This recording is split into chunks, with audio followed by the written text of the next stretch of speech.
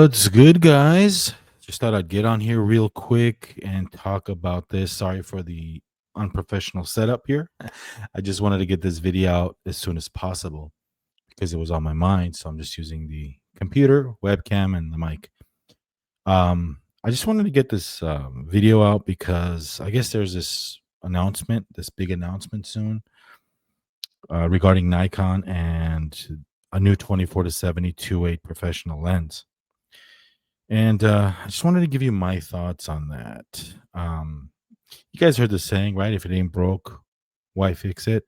Well, this is a perfect example of this because why, Nikon? Why are you bringing up a refresh of an already amazing lens? Now, rumor has it that tomorrow we're going to get this big announcement on the 19th and a new 24 to 70. Now, I've read some of the rumors, some predictions, and some theories on this lens. There might be a chance that this is $500 more expensive than the original is right now. Some were saying that this is just a way for Nikon to start charging more for this type of lens. Others were saying this is added VR. They're adding IBIS VR to this lens. Or they're replacing the rubbers on it, or they're getting rid of the display because it's just costing them a lot of money. Now, I don't know about that theory. $500 more expensive, and you're trying to cut costs. How's that going to look? As far as the optical formula of this lens, is it going to be amazing? Is it going to be better than what we got with the 24 to 70 S first version? In the past, all the major manufacturers are doing this. They're upgrading, updating, they're refreshing the lenses. Why I have a problem with this is because that original is so good that do we really need this right now? Do we really need Nikon to refresh the 24 to 70 other than maybe to put VR, an updated VR built in the lens? Now, it's the first edition, the first 24 to 70 2.8 S is a pro level, amazing lens. I love that lens. Love the sharpness. I don't know how much it can improve on the optical formula on it because it's already an amazing piece of glass. My opinion is that if you're not doing any kind of upgrade where you're maybe adding VR to this, or you're not, doing anything spectacular to update this lens, why do anything at all? There's a lot of other lenses that you can focus on right now that is much needed, like a brand new 200 f2, like a 300 millimeter, so, or a 500 millimeter PF lens.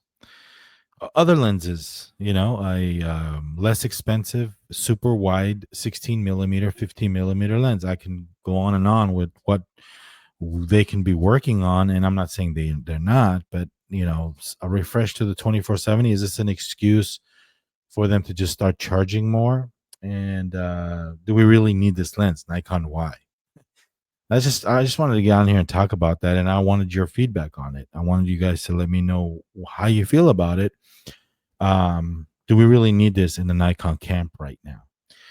So I guess, like I said, rumor has it tomorrow we'll be hearing something. Maybe they blow us away with maybe something else that I didn't mention here in this video. Maybe a better hood, better quality hood. Maybe the rubbers are changed, the focus ring,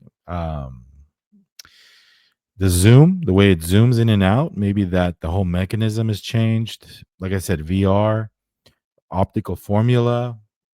Still going to be 2.8. Rumor has it. We haven't heard anything about an F2, maybe a 2870 F2, which would be something to rival Canon, and Sony, what they're doing. So I don't know. It's a 2.8, I guess. We'll find out tomorrow. I'd be more excited to see an F2 from Nikon. That'd be super amazing.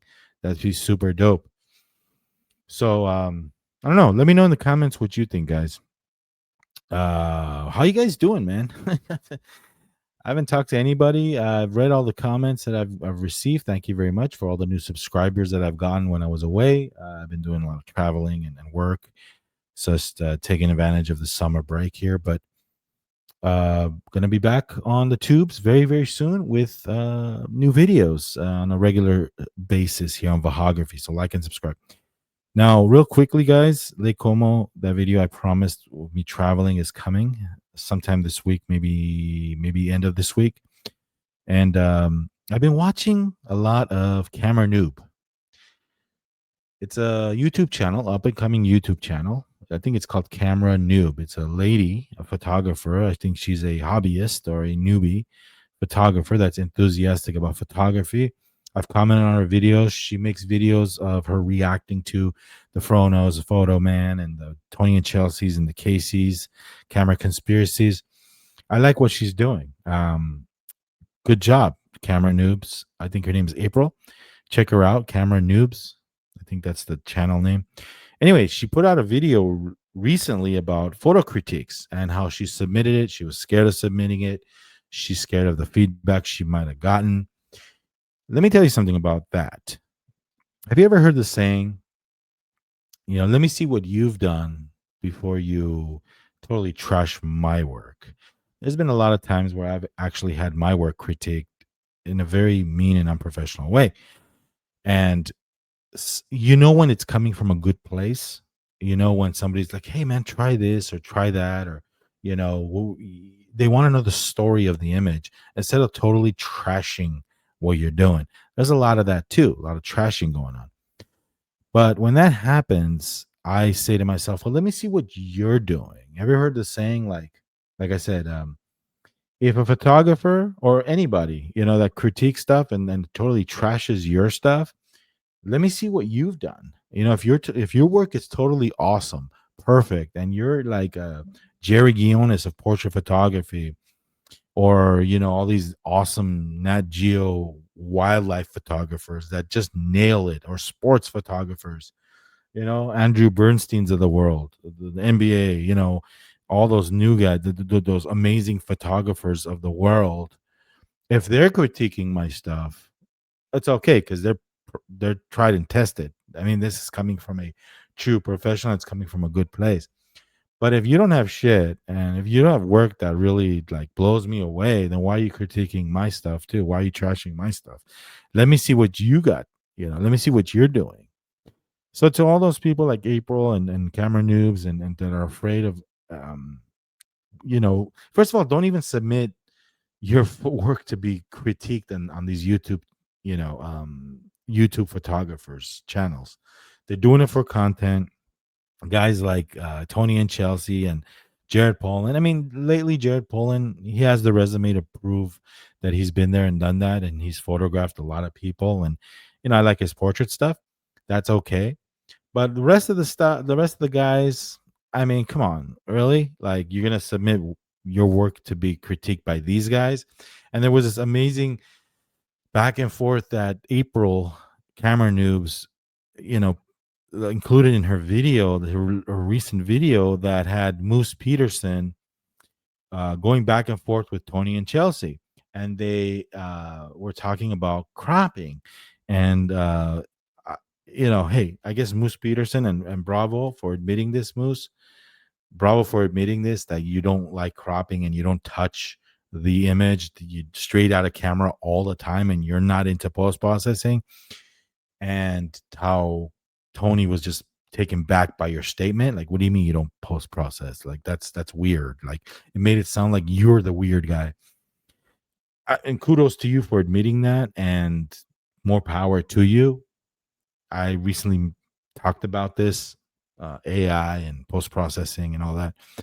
But hey, if he doesn't want to sharpen his images, then that's up to him. But for Tony to totally be taken back by that was kind of crazy. But yeah, guys, like, I want to have my work critiqued, and I want to have like feedback from a Jerry Guiones, from somebody that's totally awesome, that's been there and done that and knows what he's talking about. Not by somebody that just wants clicks, that wakes up one morning and wants to make content critiquing everybody else's work, trashing everybody else's work. So for all you newbies that are scared to submit to Jared Polin and to Tony and Chelsea to the world, don't be, and don't even do it. Find a local photographer that's willing to look at your work and give you real, honest critiques without, trying to make clickbait videos. So, um, if this is going to inspire you, April, to continue your photography, what Tony and Chelsea tells you, then just don't. I mean, that who cares what they think? Honestly, who cares what they think? So, Jared Polin, a different story because I like his work, and if I'm going after some critique of his, and I shot some sports because he shoots sports and he knows what he's talking about, then I'm okay with that. I'm open to hearing what he has to say because I see his work. It's good. So, but you know what? These guys, majority of these guys, and by the way, bro, I love your humor. I love your personality, your humor. You take these guys to town, like especially camera conspiracies. Tried and tested photographer. I like where you're coming from. I like your sense of humor. And if guys are gonna be offended by what you're doing, April, Camera Noobs channel, then let them. Let them keep doing what you're doing. I used to do that for a while, and then I kind of stopped. And you got a lot of views, but it ticked a lot of people off. And sometimes I have wake up and I feel like, okay, I'm gonna do this again. Call people out like that. But I like where you're coming from. It's you add humor to this space, you add something that's much needed in photographer space, which is a sense of humor, laughing at ourselves. It's good to laugh at yourself, not take yourself too seriously. I don't care who you are. I don't care if you're, Anna Leibovitz. It's good to laugh at yourself, and no photographer is perfect. Guys, I just came back from Italy. Renaissance artists. I mean, these guys carve art from stone. These guys paint. I mean, I was so influenced by the artistry in that country that no photographer is going to blow me away. Uh, you know, Judging by what I've seen over there in Italy, with these guys in 1400s, 1500s, 1600s, these Renaissance types, true art. This is amazing, amazing work. So there's like only a few photographers that like blow me away right now, and some of them are dead. Like Joseph Karsh is one of them. Uh, Total legend in my book. Vivian Myers, another one, total legend in my book. There's a few photographers that really like I'm in awe.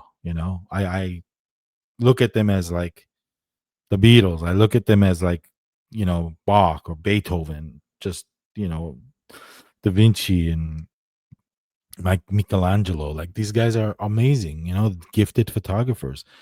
There's many others, but just to name a few.